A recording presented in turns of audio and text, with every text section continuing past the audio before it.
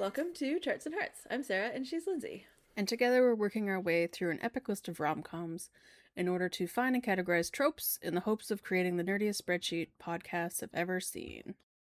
And we're doing Classics Month. Not so much like classic rom-coms, but classics that are rom-coms. Mm-hmm.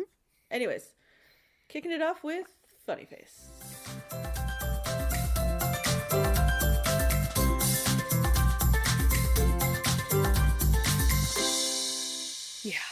Yeah.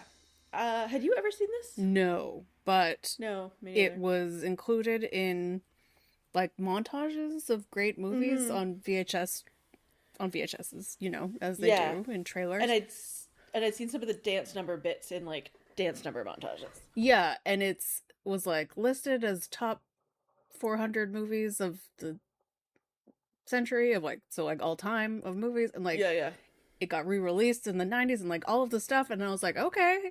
I went to go watch it. I'm like, this movie sucks butts. Yeah, it's pretty bad. Yeah. Like, especially the fact that like Audrey Hepburn and Fred Astaire have like no chemistry. Like, aside from all the stuff we're going to get into, because it's very sexist and very dated. Could it perhaps be the 30-year age gap?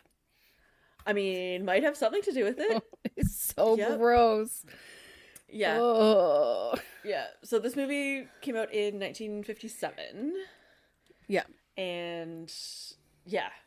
Yeah. She was 28. He was 58. Which set everything else aside. Mm-hmm.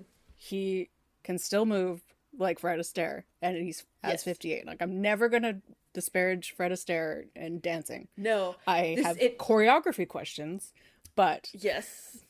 Yep. He is still very good at the thing he is known for. I feel like there's a scene where they're in like a street corner in Paris, and then he ends up doing a bullfighting number, but I don't know why. But I'm pretty sure that's just a like same backlot set, whatever, as Singing in the Rain. Probably. Yeah, so like or like it was wanting to look like Singing in the Rain. It was basically, It was there was a play that was not a musical. Oh, okay. And he was in, or his sister was in. He was connected to it somehow, and so he's like, "Let's make it a movie." But the play was like, "You can't have our stuff," so they took whatever they could, and then they're like, "Hey, Gershwins, can you write some stuff?" And they're like, "Oh, we've got some stuff written. Just use this." Yeah. And that's why it makes no sense. And the songs don't go with the movie. And so, like, aside from all of the problematic parts, this movie, the plot makes no sense. There is hardly a plot at all. Yeah. Things that they keep bringing up never get resolved. Yeah. There's musical numbers that don't mean anything. And, and the music's not very good or exciting because obviously the Gershwins were phoning it in also, and like and just like assembled songs that they'd already written, and then wrote some other ones, and like and then also when you have a whole movie based around the premise that the woman doesn't look like a model, and so then you write songs and call the thing Funny Face, but and then you cast Audrey Hepburn. Like what are you doing? Yep. Yeah.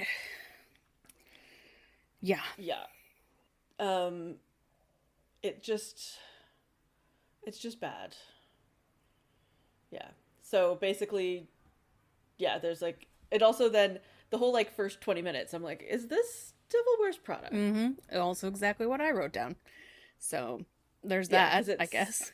It starts off with like the, they're like magazine editor lady, whatever. And then basically, I think because the Gershwins had a song called Think Pink, or maybe something that they were able to turn into Think Pink, she decides that pink is the color. And then 5 seconds later, it's like, no, we need intellectual, smart-looking women, not beautiful women. I'm like, first of all, people can be both. Not in 1957. Oh, no. But then they just like, they're like, well, we can't get this model to look beautiful, so let's go to a bookstore and like make her read books, demolish this bookstore. demolish the bookstore, and then they meet Audrey Hepburn, who's understandably pissed. Yeah. And then they make her be a model. Like, yeah, I think this like is coerce her into being a model. I think this is the thing that bothers me the most is that like there's a lot of problems, like the consent across everything aside from like is that, but like she's super mad at them and she's like, oh, I can't, my boss is gonna be so bad. Her boss never shows up. My boss is gonna be so mad. They say that modeling is against whatever their modernism empathy philosophy bullshit. It's 1957. You're a hipster beatnik because you wear turtlenecks and read books, I guess. Pretty much. Yeah. And then they're like, okay, we're gonna make you be our model. No asking, just this is what you're gonna do. She fights it. They basically hunt her down. Then she's like, okay, fine, I'll go to Paris. And then they're like, why didn't you show up for this thing? And she's like, nobody told me about it. And so they just like expect that she knows like her schedule, even though they just like shove her on an airplane. They're like mad at her, and then she comes and everybody's great. And then she's like, no, I want to go hang out with my philosophy buddies in France. That's why I came to France. And then Fred Astaire's like, no, you have to go to this modeling thing. And she's like, no, I'm not going. And he's like, that's your job. And she's like, no, I'm not going. And then she leaves and goes back there. And she's like, I can't believe you made me come back here. And I'm just like, what is happening? Somebody pick an opinion and do it. Yeah. She has, like, at one point Fred Astaire's like, well, she's got integrity. I'm like, no, she doesn't. No. She has no integrity. She said she was in love with you, then ran off with this philosophy guy, not to get with the philosophy guy, but then gets mad when you show up and to get you to come back to your job, which is the reason why you're in Paris. Like, did contracts not exist in 1957? Like, I think so. It was just like, oh, poof, we'll just get on an airplane and you'll be a model. Like, I don't. And then he's also, so like they do this whole like running around Paris montage thing with the cool fashion. Like the fashion is kind of cool if you're into that, but that is like the best part of the movie. But then they take the pictures and they do sort of like a still shot from the movie, and like the composition and these photos are bad. Yeah. Like, it's not just like the color or whatever, but like it's just bad. Yeah, the photos aren't very good. Yeah. And then there's the whole thing of like, okay, so women have to be beautiful, but if they're too beautiful, we don't like that, because then they're like too self-obsessed. But then they also need to look smart, but they can't actually be smart because they also need to be beautiful, and we then don't like educate them because they don't need to be smart. But then they also need to be interesting, but they can't have opinions or personalities or like stand up for themselves. And then they also somehow need to know about like that when one person kisses her without consent, but he's like the so-called good guy, that's okay. But then when somebody else kisses her with no consent, he's like the bad guy. So that's not okay. Because the good guy said he was the bad guy.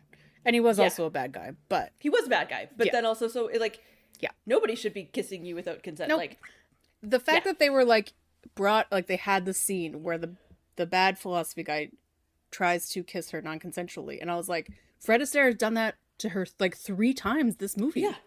Why, like... There's literally a quote, because they're talking about empathy, and like he doesn't really know what empathy means, which is also a weird thing, but whatever. I don't know what the 50s were like. Why did you do that? When he kisses her, empathy, I put myself in your place and I felt that you wanted to be kissed. She's like, I'm afraid you put yourself in the wrong place. Like, but then, so like she does stand up for herself, but then she also doesn't stand up for herself. That's the thing that bothers me. She's just a poorly written character.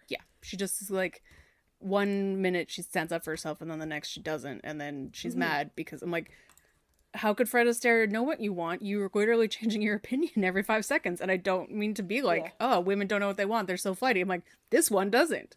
She's all over the place. Because she's like 7 different characters depending on the situation, because I think this movie was literally like, here's a bunch of movies that we've got bits and pieces of. Let's like Frankenstein them with some songs into a story. It's like this mismatch of like, you know how like studio deals worked. I don't know anything if this one was, but I assume like Fred Astaire was like, I know how to make a movie, it's been 3 months, and and like the epitome of I'm hot, you're hot, let's be hot together, because they have Yeah.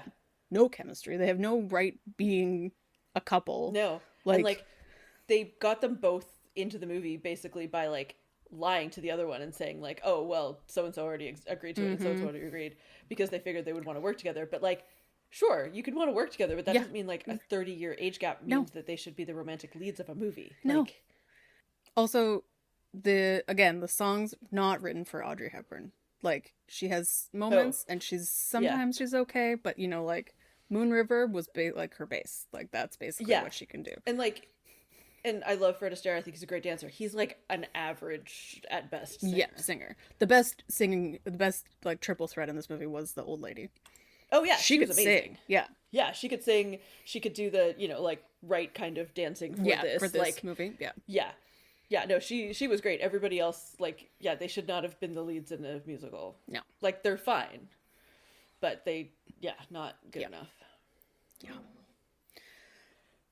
Okay. Anything else you want to say, complain about this movie before we move on? Because otherwise we'll be here all night. Yeah, we'll just I'm keep complaining. so frustrated by this. Oh, and they also just as a magazine don't book locations ever because they come to the bookstore and just like throw books all over the place and reorganize them, and then they also like go to some random church in Paris and just take pictures in front of the church. Yep. It's a little less bad because they're not going inside, but like, Yeah. you can't just Do that? show up. I know.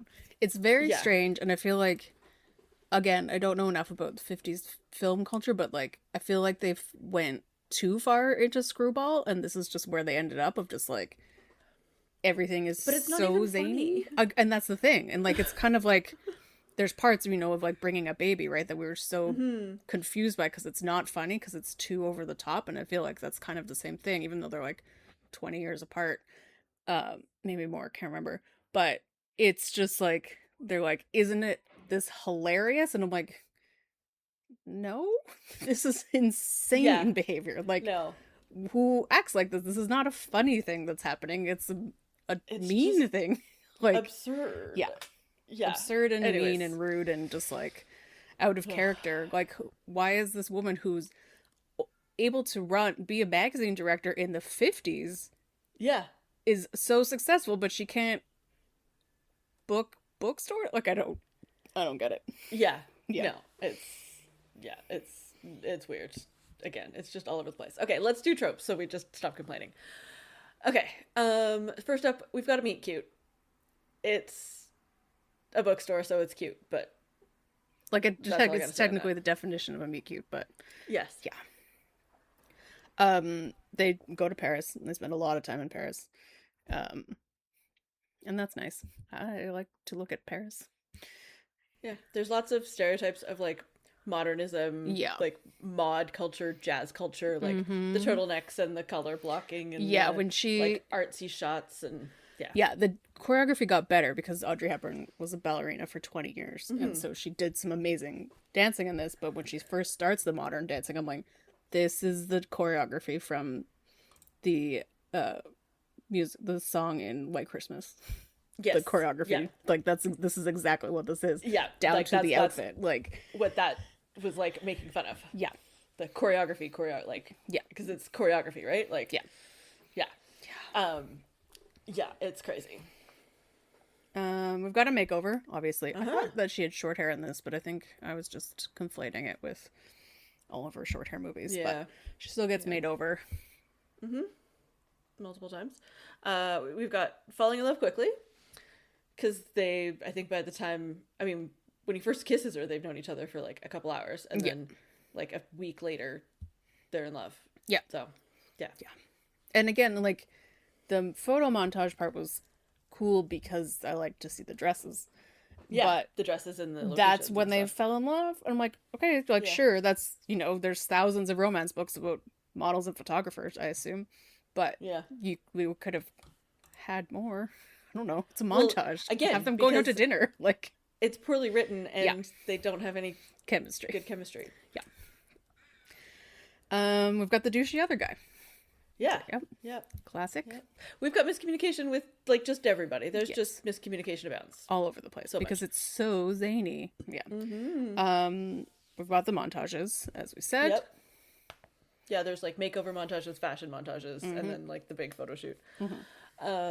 We've got running, chasing after the person who left, because there's a whole like hijinks of like, well, we'll call the hotel, but he's already gone, and then they run to the thing with the thing. Yeah. Yeah. Yep. Zany. And then we have a new trope, which we're making, which is older boss lady. So Yeah. she's very was the best Miranda part of Priestley this. at the beginning. But And, like yeah. nicer because it was the 50s, so women can't be like Miranda Priestley being, Exactly. they can only be like gently demanding. And with a side of crazy, so it's not as Yes. demanding, I guess. I don't know. But she was pretty cool. I liked her. Yes. Yeah. Lizzie, does this movie pass the Bechdel test? Yes, which is surprising. I know. They talk about modeling a lot. Like, a lot of what I should have looked up her name, the older boss lady, is telling Audrey Hepburn is non-consensual. Maggie Prescott. Yeah. Yeah. So it's non-consensual discussion about her job, but it Yeah, still it's is. like, oh, here's the job you've been forced to do. Yeah. Let me tell you about it. Yes, and she does also talk to she's got like 8 little ducklings who follow her around, and they The do their clappers. jobs. Yeah, they do their jobs correctly, and she talks to them, and they're all women. They don't know if they have names, but They 100% do not. Yeah. They are the chorus, because then there's like the equivalent like guys who come in and like paint the door at the office building kind of thing. So there's like the equivalent number, which was like, oh, there's going to be a big office musical number. There was not. No. There was like 2 different ones, but I like the way that they had them all like very symmetric. Yeah, like, it seemed like there should 6 have been. women and 6 men. I thought there was going to be like, group number. Yeah. No. Okay, well, let's make a pie. Okay. So we've got insane blue eyeshadow. Like, is it like electric blue or something? There's something also about the like angles. I feel like it's drawn on an angle. It's mainly on the Morgan Prescott. Is that what you said? Maggie Prescott. Maggie Prescott. Kay Thompson. Mainly her. She wears it all the time. But there's some other people I noticed at the beginning. It's just like, it's not the like 80s blue eyeshadow. It's brighter and has like a crazy angle. It's like mod blue eyeshadow. I don't really know. I don't really know, but it's there. It's weird and distracting. Constantly. Like 10? 15? 15? 10? 10. Let's do 10. Yeah. Yeah. We've got jargon. There's much jargon. So much philosophy jargon. Yeah, it's mostly philosophical bullshit. Yeah. Shenanigans. Yeah. Ugh, so much. Like 35. We've got stock photos of Paris. Yeah. So they did actually go to Paris. Yeah. But then they also Well, there's like, while they're flying film a in, there's like a ton of photos of like a montage of like, we're in Paris now, like any kind of movie going to Paris. But some of it's from the air, and I was like, well, they obviously didn't get that. That's probably from BBC or something. I don't know. Yeah, 15 is good. And so that leaves us with 40? Yeah. For jazz hands. Jazz dance hands. numbers. Yeah, yeah. Yeah. Yeah. Yeah. I mean, if you just like took out the dance numbers with no plot, because the dance numbers and the plot already don't connect, and just watch the dance numbers, it would be fine. Yeah. Because you'd get to watch some really good dancing and some nice costumes.